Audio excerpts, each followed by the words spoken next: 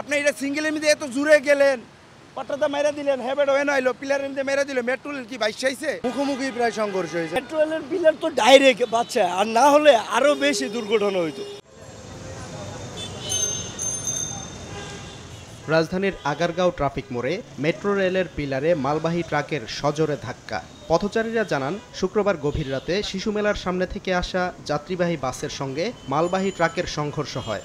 এতে ট্রাক নিয়ন্ত্রণ হারিয়ে আঘাত করে মেট্রো রেলের পিলারে। 2 দিন পরে পরে পিলারে মেরে দিবে, ব্রেক ফেলিলে পিলারে মারবো, এনে হইলে পিলারে মারবো। আপনি এটা সিঙ্গেলের মধ্যে এত জুড়ে গেলেন, পাটাটা মেরে দিলেন, হ্যাবেট হয়ে নইলো, পিলারের মধ্যে মেরে দিল, মেট্রো রেল কি বাইশ চাইছে? মুখোমুখি প্রায় সংঘর্ষ হয়েছে। বাসটা এদিক দিয়ে আসতেছিল, ট্রাকটা প্রচুর গতিবেগে এদিক দিয়ে আসতেছিল। মেট্রো রেলের পিলার তো ডাইরেক্ট বাচ্চা, আর না হলে আরো বেশি দুর্ঘটনা হইতো।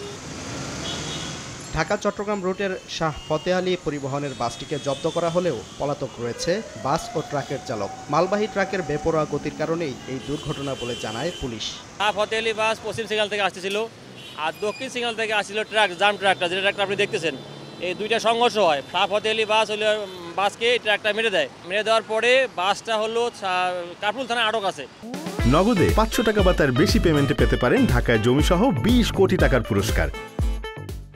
শনিবার সকাল 10টার দিকে ট্রাকটিকে সরিয়ে নেওয়া হলে যান চলাচল স্বাভাবিক হয়। পিলারের তেমন কোনো ক্ষয়ক্ষতি হয়নি বলে জানায় মেট্রো রেল কর্তৃপক্ষ। থানা পুলিশ সেটা আছে, ওনারা ব্যবস্থা নেন। ট্রাফিক সাথে কথা বললাম, ওনারাই ব্যবস্থা নেবে। এখানে রাত্রেবেলা গাড়ি দ্রুত গতি চলে, তখন এই দুর্ঘটনা ঘটে। বেপরোয়া গতিতে 8 মাস আগে একই স্থানে মেট্রো রেলের পিলারে আঘাত করে একটি মালবাহী ট্রাক।